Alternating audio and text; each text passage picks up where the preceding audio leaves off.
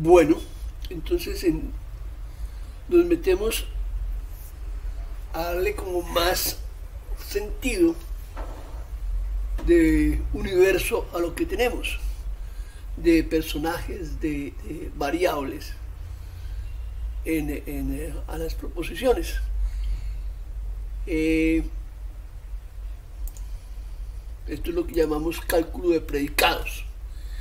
Cálculo de predicados esto es pura sintaxis, ¿no? Lo que empezamos haciendo. Consta de unas variables. Podemos poner, pongamos, X. Vamos a pintarlas más bien así. Unas variables.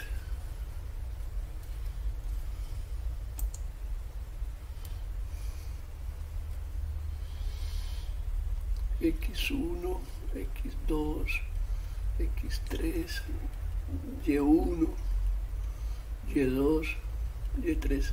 Siempre hay pues formas de saber que esto es una variable, esto es una constante. Y esto se utiliza muchísimo en los lenguajes de programación. Y las constantes, sí, ¿no? Entonces unas constantes que se pueden notar con letras mayúsculas, ¿no? A1, B, etcétera.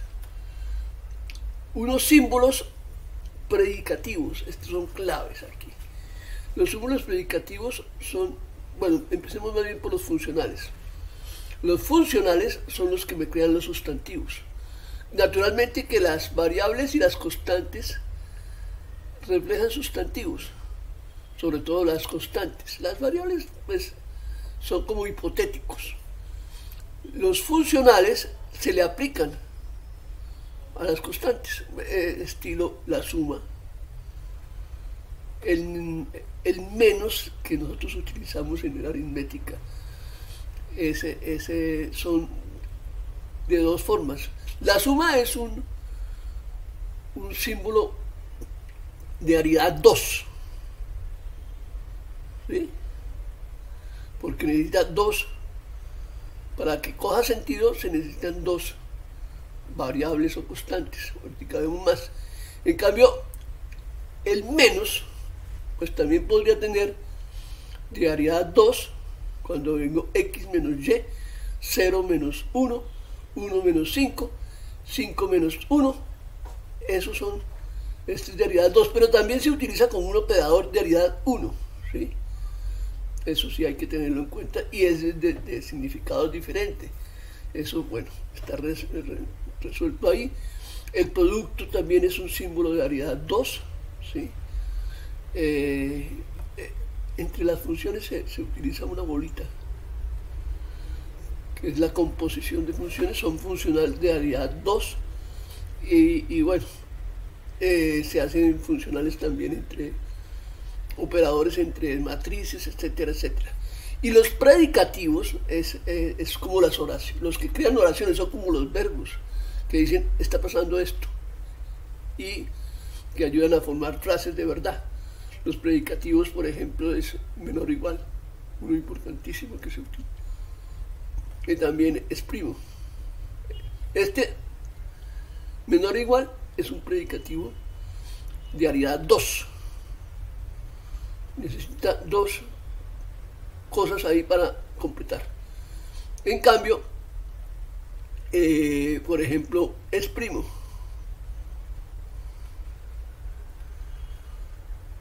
Ese es de aridad 1. Tanto en 6 uno dice, mete n y le mete un puntico aquí. Yo no sé si sea exacto, is prime. Indudablemente este es un predicativo, prime, y le mete aquí dos paréntesis. Naturalmente todo esto funciona en los lenguajes de computación. Entonces uno, bueno, pero hay que hacerle más cosas para crear realmente el lenguaje. Para recrear el lenguaje usted tiene que, se hace lo siguiente. Se crean las fórmulas, los términos primero.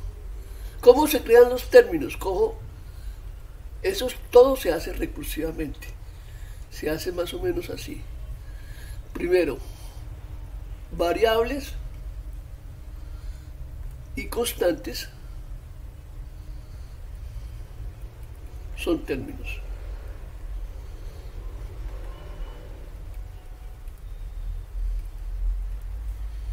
Segundo, si tengo un funcional de variedad n, f un funcional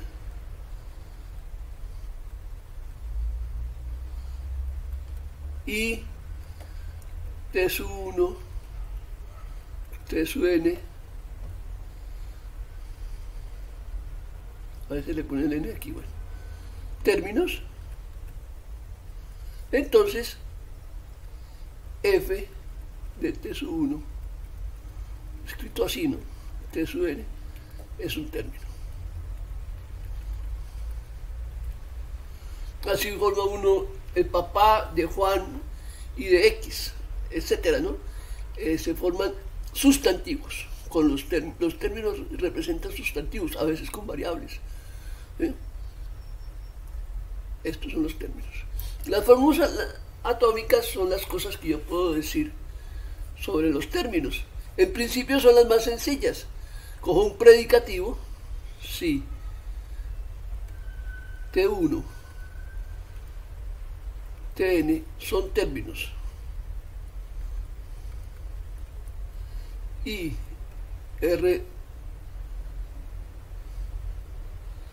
a veces control,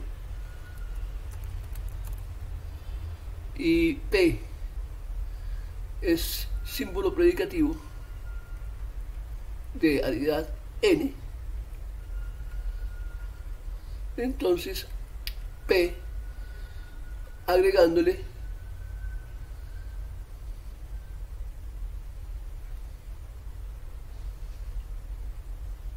T1 Tn es fórmula atómica. También T1 igual a TJ, a T2. Dos términos, igualarlos, generalmente se mete como el igual como un símbolo predicativo. Por ejemplo, entonces decir, sí, usted forma aquí, por ejemplo,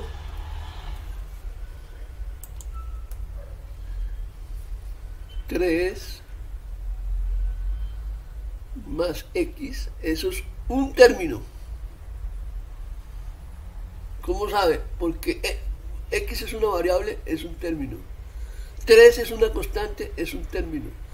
Más es un símbolo funcional de variedad 2, entonces junta estos dos y ya le queda un término. Y le dice menor o igual que 5. Entonces esta es una fórmula atómica. ¿Sí? Las fórmulas atómicas producen fórmulas bien formadas. ¿Cómo se hace para hacer fórmulas bien formadas? Entonces,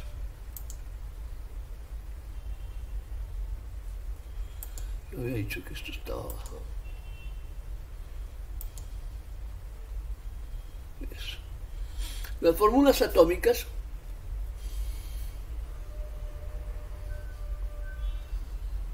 son fórmulas bien formadas. Aquí esto también es completamente recursivo para formar las fórmulas bien formadas.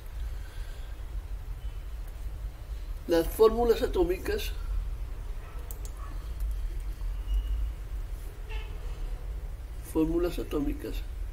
son fórmulas bien formadas. Pues ya está diciendo algo de algo. Si la segunda forma de hacerlo es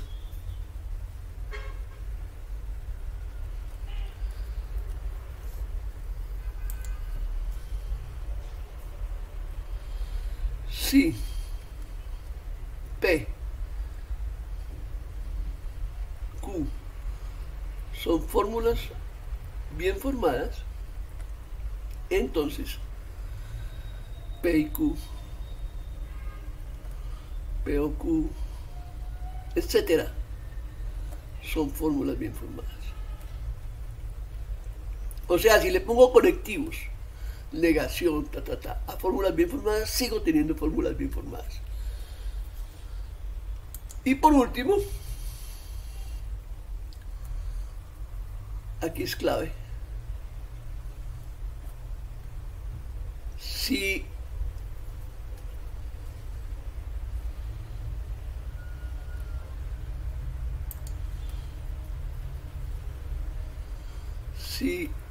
P es fórmula bien formada, X una variable, entonces para todo X, P es fórmula bien formada.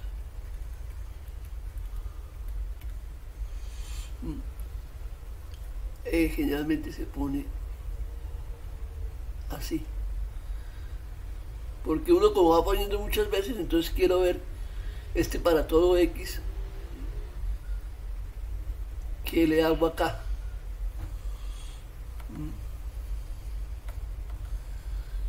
Por otro lado, bueno, no son predicados, yo voy a cambiar esto. Estas son sentencias.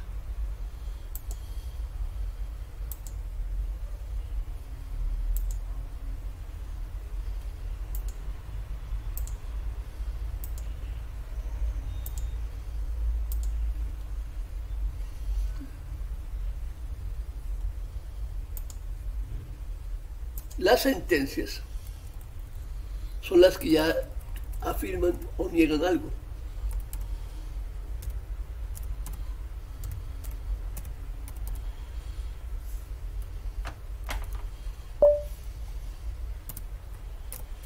Cuando yo le pongo un para todo, y que después vamos a ver, pues también eso no existe, eso es cuantificar. Para todo X, a una fórmula bien formada, la variable X que aparezcan allá adentro dejan de ser libres. Entonces las sentencias es una forma de volver fórmulas bien formadas, volverlas como afirmaciones, se podría llamar así. Sí, afirmaciones o negaciones, no sé, son sentencias.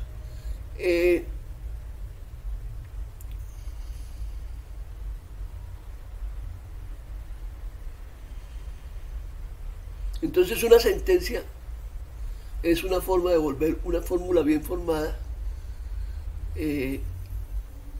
volverla proposición, pero sin saber todavía si es verdadera o falsa, porque falta interpretar. Esto es puro sintáctico.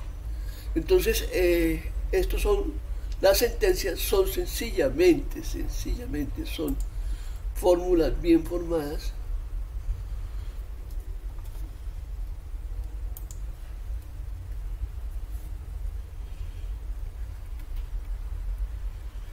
sin variables libres.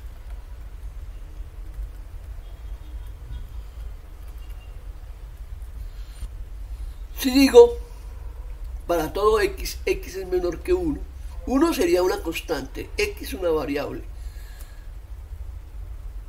Entonces, este es un término, este es otro término. Le meto en medio un símbolo predicativo. Y le pongo un cuantificador y esta variable ya no es libre. Es una fórmula bien formada y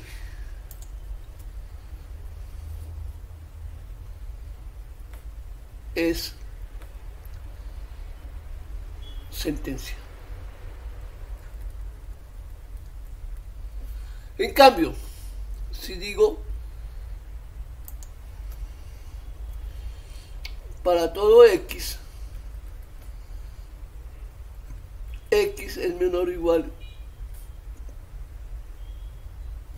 que Y, esto es una fórmula bien formada por las mismas razones anteriores.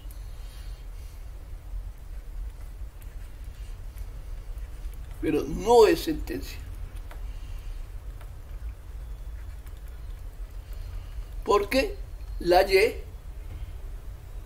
no está libre. La X sí no está libre, pero la Y sí. Entonces no es una sentencia. Y si digo para todo X,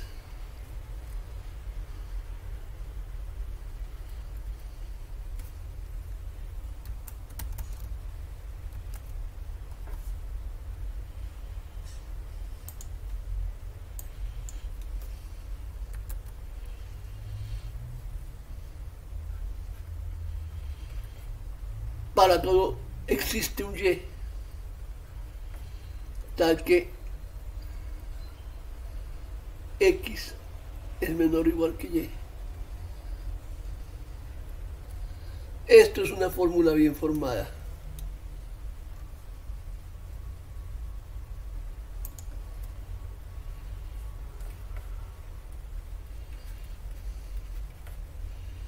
Y es sentencia.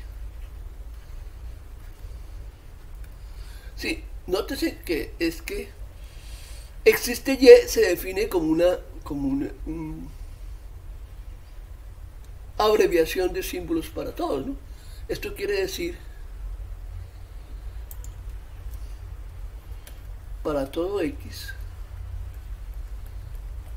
es falso que para todo Y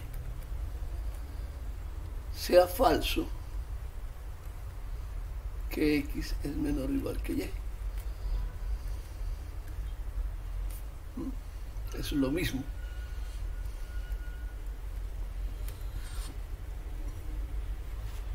En general, sí, existe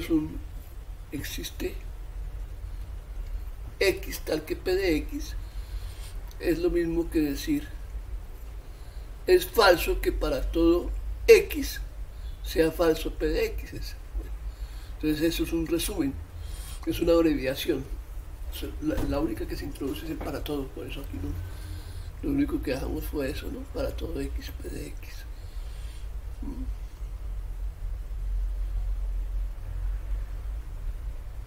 Listo. Entonces aquí se llenan lo que son las frases, las sentencias, las frases válidas en nuestro lenguaje. Estos son la sintaxis. Y después viene el problema de interpretación.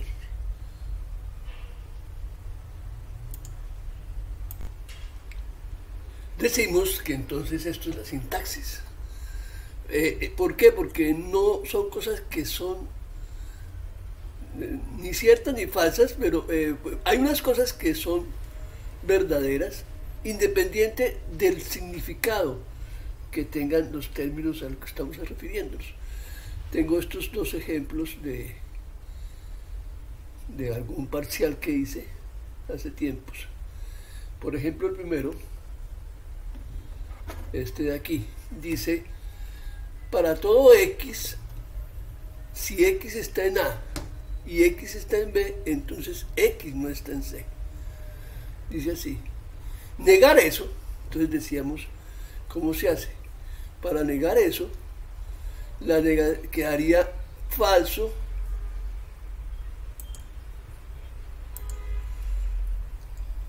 aquí escribo falso, perdón,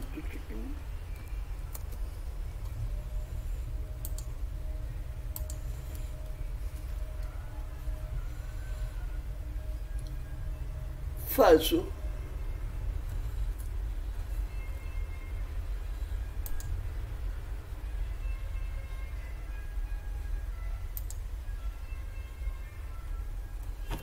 que para todo X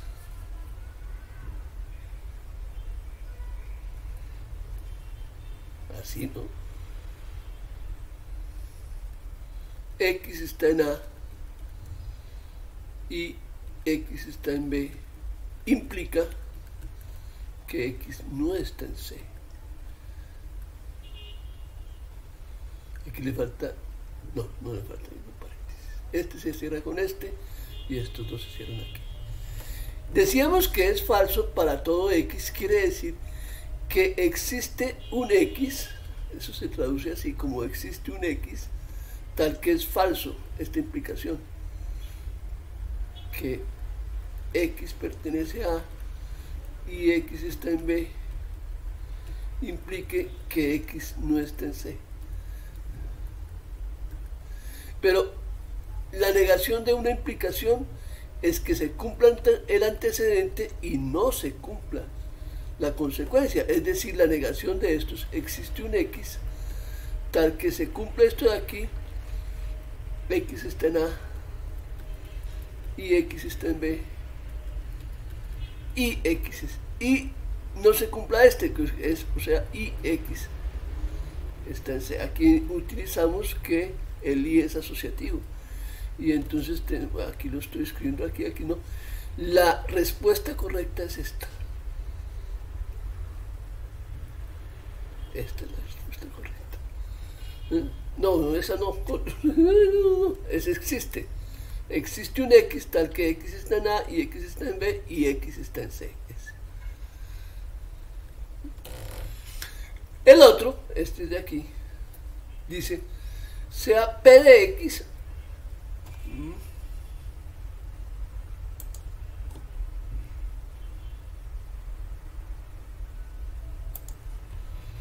P de X es para todo X, se cumple A de X y se cumple B de X. Y Q de X es, existe un X que tal que se cumple A de X y no se cumple B de X. Entonces,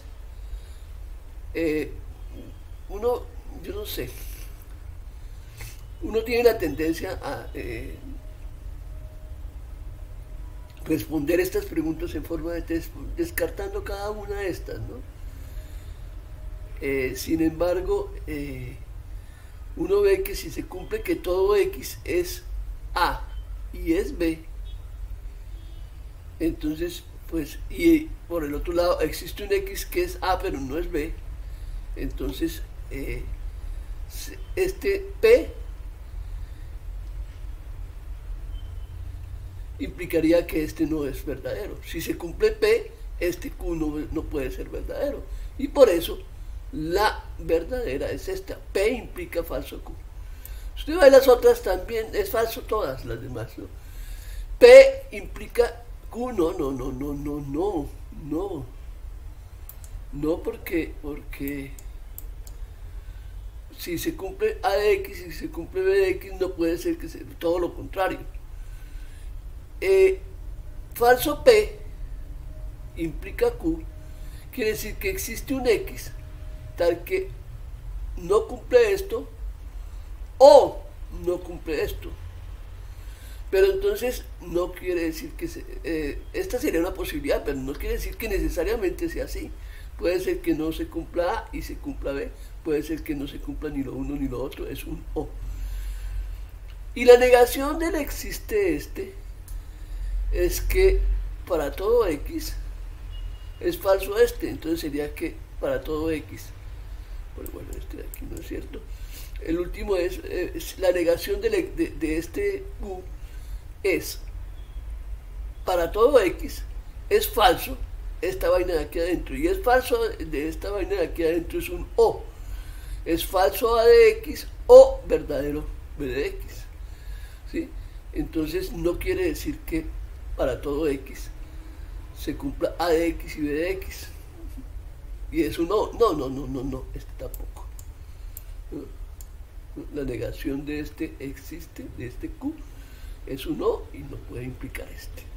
Entonces la única verdadera es esta. Entonces así vemos cómo se aplica esto, y es importante lo de la sintaxis aquí. Esas cosas son ciertas independiente de lo que significa el A. En ambos casos, el A mayúscula, en la minúscula, el B mayúscula, independiente de quiénes sean estos objetos. Si se cumple esto, entonces, y eso es una cuestión, es un hecho como sintáctico, no depende de la interpretación. Eso es lo importante.